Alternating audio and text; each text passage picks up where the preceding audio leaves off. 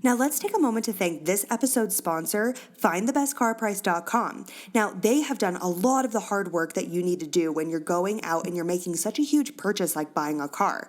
They advertise incentives right from the starting point to make sure that you really understand the lowest possible price on the car that you're looking at buying. They've even created free guides to help explain the step-by-step process to get the best deal possible when you're dealing directly with the dealers. They even provide free services that connects you with local dealers in your area and free email templates so you can copy and paste them and know exactly what to say when you're dealing directly with the car dealerships. Now, make sure that you've done your research and visit findthebestcarprice.com prior to making your next big purchase like a car. The pandemic has had tremendous impact on our sleep, our insomnia, and anxiety, right? And if you are suffering from sleep issues like half of the world is right now, our sponsor today, Real Sleep, has developed the world's first personalized sleep solution, and it's customized to you. Now, unlike prescription and over-the-counter sleep aids, their plant-based formula works with your body to get you to sleep faster, to help you sleep deeper, and to really cut down on sleep disturbances. Now, while sleep is solitary, you are not alone in this struggle, and Real Sleep is here to help. And that's why we're teaming up with Real Sleep to give you 20% off your next purchase, which is huge. So go to the link in our show notes and just use the code POD, that's POD, to see why Real Sleep is the last sleep product you will ever need.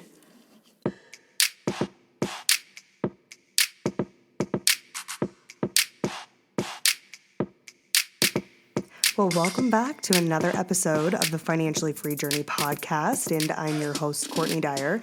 And today we are going to talk about what is cryptocurrency.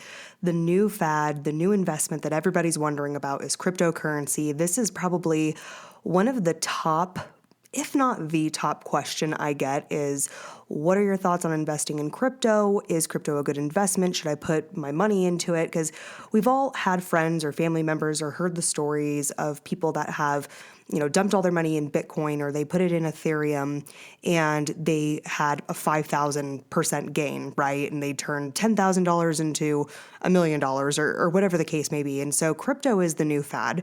It's the new investment that everybody has questions around. But the issue here is that not a lot of people know what crypto even is.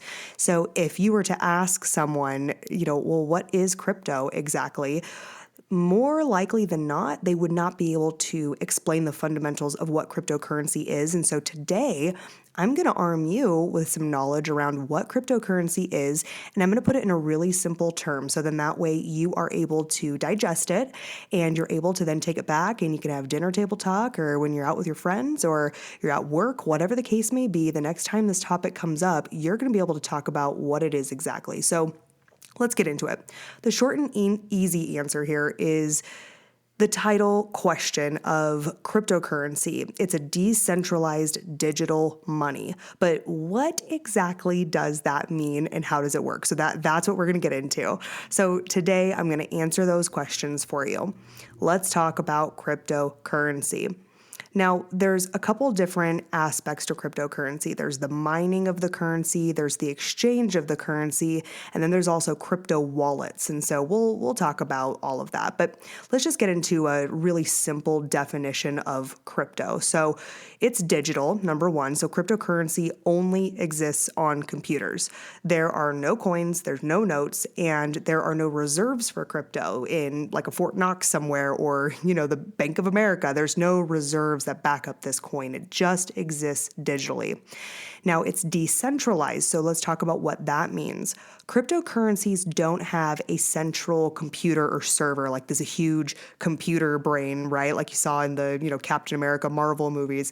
It's not like that. It's distributed across a network, so typically thousands of computers, and the networks without a central server, this is what makes it a decentralized network.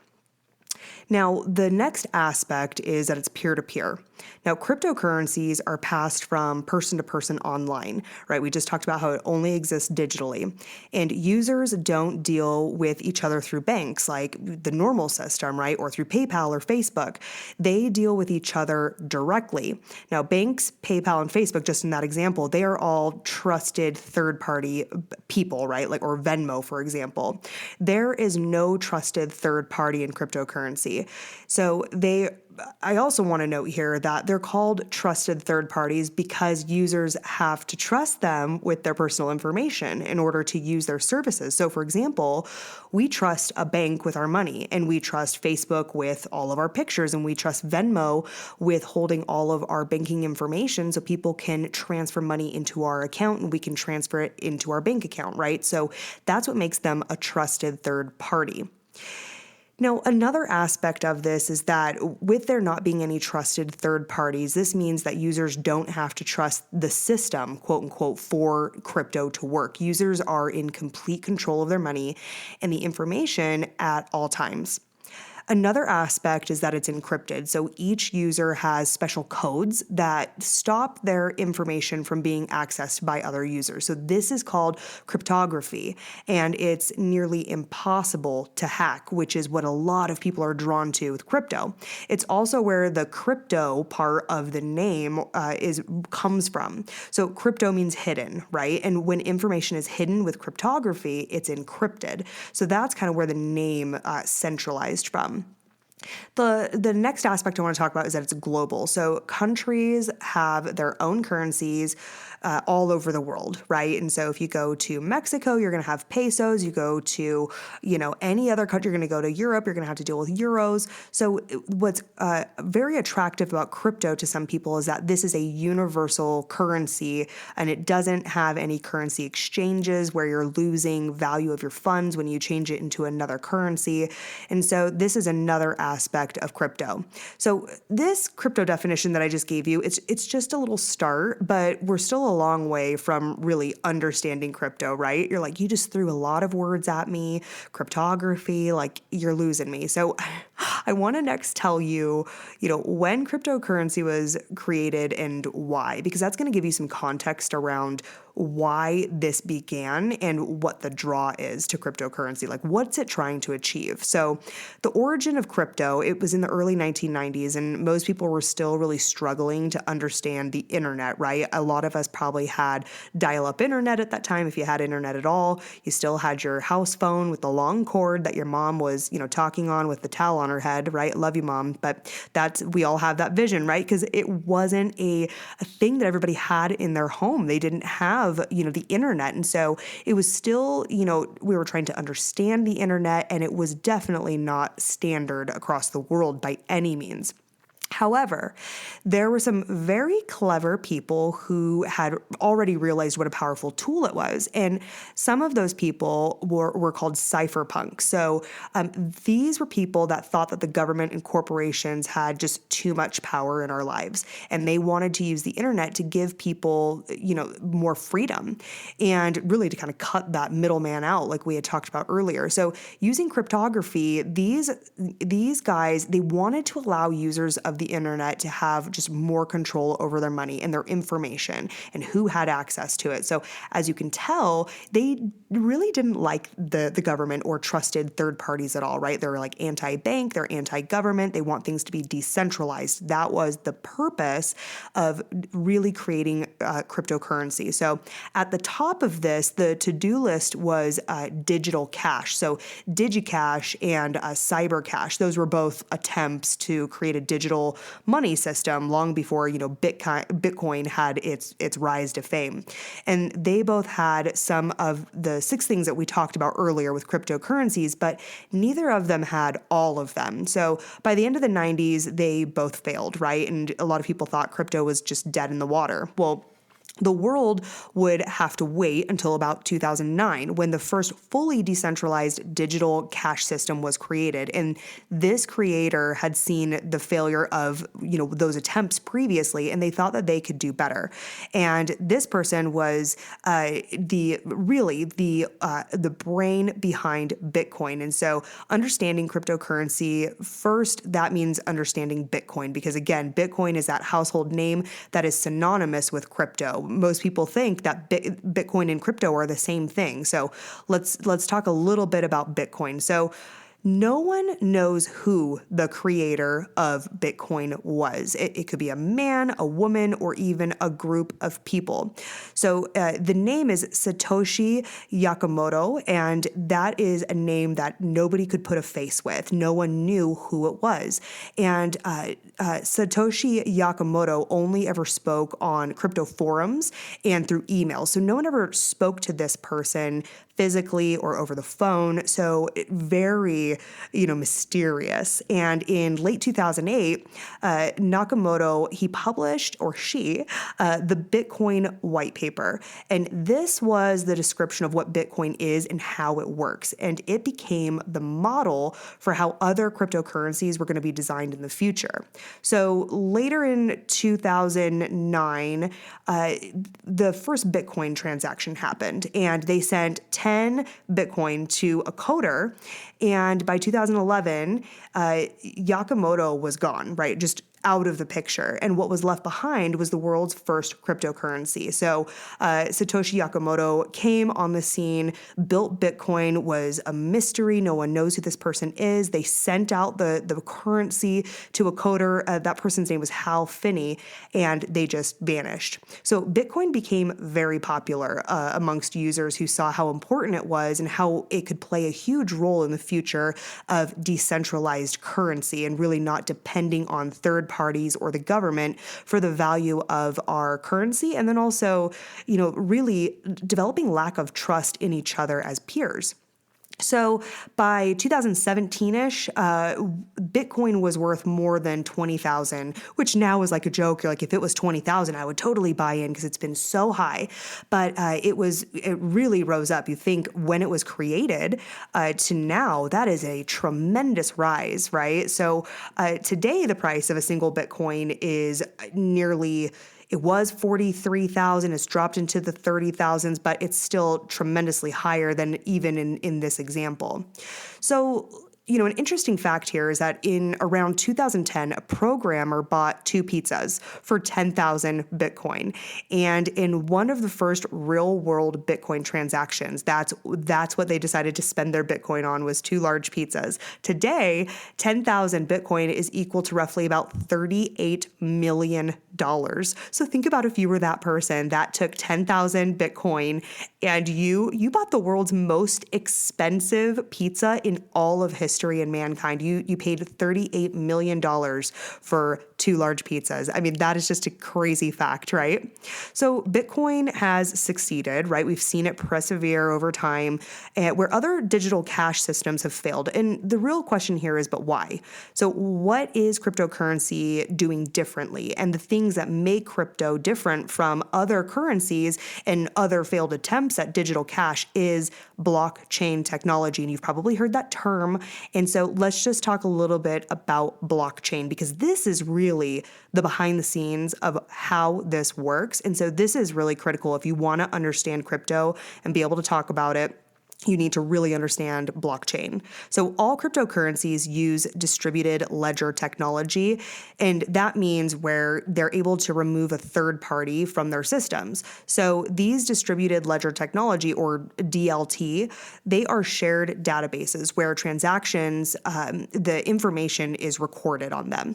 And the DLT that most cryptocurrencies use is called a blockchain. Now, the first blockchain was designed by Nakamoto for Bitcoin. And a blockchain is a database for every transaction that has ever happened. So think about like your mom's old school checkbook ledger, and then you put that in a digital form where every single transaction that happens between peers is recorded on this blockchain. So once information is added to the blockchain, it cannot be deleted or changed. It stays on the blockchain forever and everyone can see it. So again, it's more of that transparency that the original, creators of the crypto were wanting to get away from, not trusting a third party or the government's intentions when they are controlling our currency.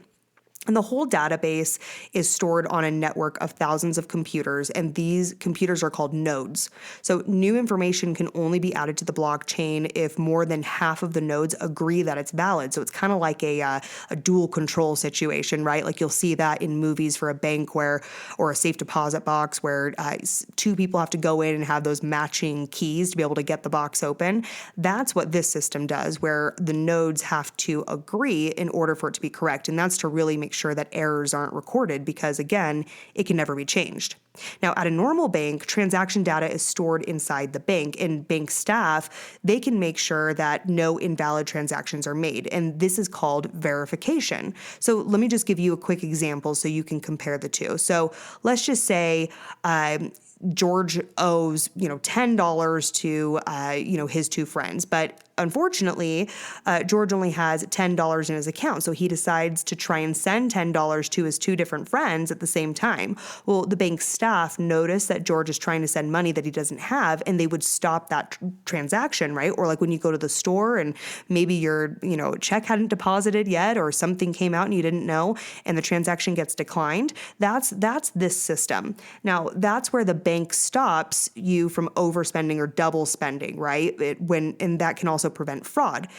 Banks spend millions of dollars to stop double spending from happening. And what is cryptocurrency doing about double spending, and how do cryptocurrencies verify transactions? Well, remember, they don't have stuff like the bank does. So how does it work exactly? Crypto transactions are verified in a process called mining. So you've probably heard the term mining and miners when it comes to cryptocurrency. And it's like, I always think of someone going down a mine shaft and mining for coal, like that's what I think of, but that's what this process is. So let's just talk a little bit about what mining is and how it works. So cryptocurrency mining might sound like something you do with a shovel, like I just said, right? And like a hard hat on, and you got a little, flashlight on your hard hat. But miners are nodes that perform a special task that makes transactions possible. So I'll use an example just to show you how it works using the Bitcoin network. So let's just say, we'll use that same example, George owes his friend 10 Bitcoin,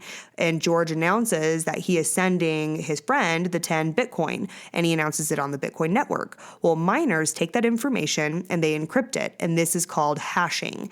So to this information, they add other transaction information and hash that too. So more and more information is added and hashed until there is enough to form a block. And the miners now race against each other to guess the encrypted code or the block hash that will be given to the new block before it's added to the blockchain. The lucky miners that guess the right code get to add that new blockchain into the system. So for all of the other nodes on the network, they verify the transaction information in the new block, and then they check the whole blockchain to make sure that the new information matches. And if it does, then that new block is valid, and the winning miner can add the new block to the blockchain. So this process is called confirmation. As you all know by now, I am super passionate about education in our country, as well as your ability to increase your earning potential, which is why I'm so excited to tell you about this episode's sponsor. It's called Teachers of Tomorrow. So listen to this. The nation's leading alternative teacher certification provider, the most comprehensive provider of teacher services in the United States. Their mission is simple. It's to develop confident educators who believe in the potential of every student and has helped more than 70,000 teachers reach the classroom. They have created a new way to become a teacher, and for the first time ever, you can become a certified teacher 100% online. So this means, number one, you don't have to go back to college, no student loans, you're not putting your life on hold because you have to work full time while you're trying to study. I mean, that's really hard to balance. The best part is this, guys, you can start teaching and earning a full-time salary in months, not years. Their state-approved program is designed with one goal in mind, which is to help you achieve your dream of teaching quickly, affordably, and simply. Teachers of Tomorrow has partnered with the podcast and is offering you a free application and a discounted enrollment fee of $295, which is $100 instant savings. This is the only fee that you pay, by the way, until you're hired full-time, earning full pay and benefits. So to claim this offer, just simply click the link in the show notes and episode descriptor. It's called Children's Business Fair. And let me ask you a question. Is the classroom the best way to teach your kids about money and business? Well, of course it's not. And real learning comes from doing. Welcome to Children's Business Fair. It's a one-day event where young people can launch and showcase a business. You'll be amazed by what children can accomplish, and it's really a great way to bring your neighborhood to life. Launching a children's business fair is super easy and it's free. And guess what? They'll even throw in $500 of prize money. Just go find out more at podcast.childrensbusinessfair.org to get a children's business fair in your area today. So, I mean, we just got into a lot of the semantics, and you don't need to know all that, but if you are interested in understanding what cryptocurrency is exactly, that information can come in handy if you hear these terms and you're like, what's a miner, what's hashing, and what's the confirmation? So you kind of have an understanding of the process, but that's why I went into it a little bit. But if you got a little confused there, as most people do, don't feel alone. I just threw that out there for you. You could go back and listen to it again later if you had more questions. But, I wanted to talk a little bit more about what is cryptocurrency mining for, like what's the purpose behind that process. And it's the way that cryptocurrency networks like Bitcoin, for example, that's the way that they verify and confirm transactions. It stops double spending. I gave that example of like your card being declined or you trying to send, $10 to two different friends when you only have $10 in your account. That's this process to make sure that that doesn't happen. So cryptocurrency blockchains aren't secured by trust or people. They are secured by math done by computers. And that's really one of the big differences. So let's talk a little bit about now you know what blockchain is, you know what mining is, all that good stuff. So I want to get into, using crypto. So using cryptocurrencies isn't like using, regular currency. You can't hold crypto in your hand. You can't physically hold it. It's not tangible. And you can't open a cryptocurrency account. Cryptocurrency only exists on the blockchain. So users access their cryptocurrency using codes called public and private keys. It's a bit like sending an email. That's a really good comparison. If you want someone to send you an email, you would tell them your email address, right? Well, if you want someone to send you cryptocurrency, then you would give them your public key. So think of it like an email. Now, if you want to read your emails or to send an email, you need to enter your email password, right? And this is how private keys work. So the private keys are like passwords for crypto. Public keys can be seen by anyone, but private keys can only be seen by you. If there is one huge detail you should learn from what is cryptocurrency, it's that keeping your private keys safe is extremely important. Now, private and public keys are kept in wallets, and crypto wallets can be online, offline software, on a hard drive or even paper sometimes, but some can be downloaded for free or are hosted by websites. Others are more expensive. So for example, hardware wallets can cost around $100. You should use several different kinds of wallets when you use cryptocurrency, not having all your eggs in one basket, right? So whoever has the private and the public keys owns that cryptocurrency. So don't lose your wallet. Cryptocurrency is synonymous, remember? So there is no way to prove that you own crypto unless you have the keys to it. There was a debacle a couple years ago where one of these online platforms had, lost or locked out people from millions of their, cryptocurrencies. And there was no way for people to get it back because, again, whoever has the private and the public key are the owners of that crypto. And that's the end of story. So I've told you about how the first cryptocurrency was created and how it works. And I also told you about how crypto is stored and used. So let's just take a look at some other cryptos that have been created since Bitcoin. So we've got Litecoin, and it's a lot like Bitcoin, but its transactions are processed 4 times faster. So Litecoin mining is easier essentially than Bitcoin mining. The process is shorter, which is why it's processed 4 times faster.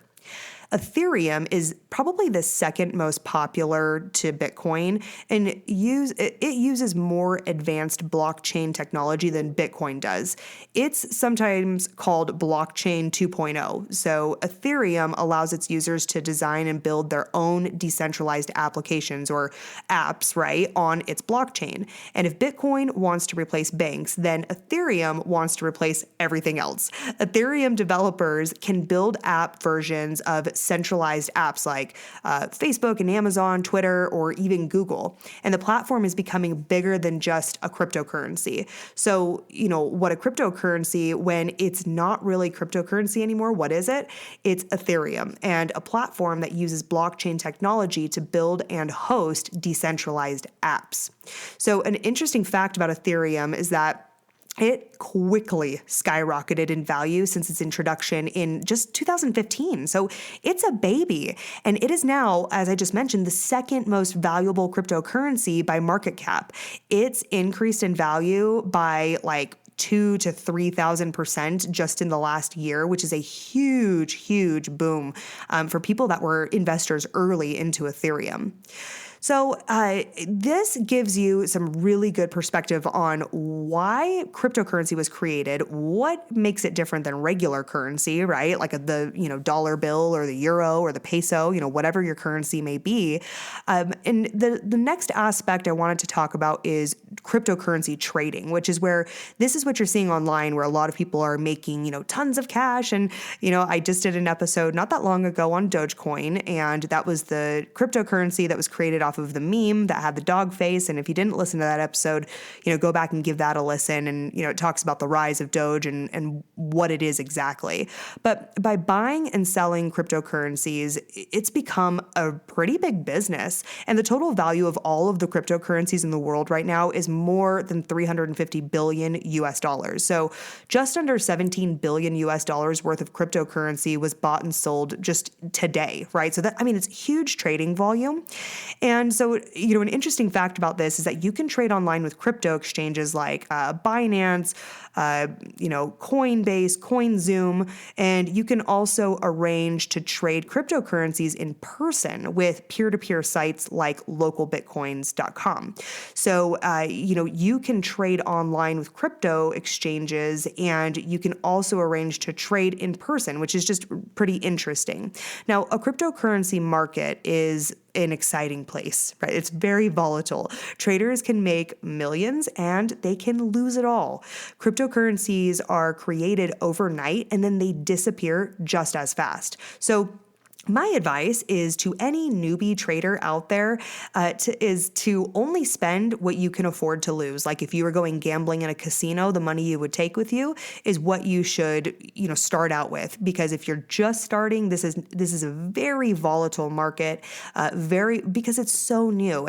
There's not a lot of history behind it. So, not a lot of the technical analysis that we use for, the regular trading market can be applied in this situation. So crypto crypto trading should be used in a way to support the technology and not as a get rich quick scheme. I want you to think about that.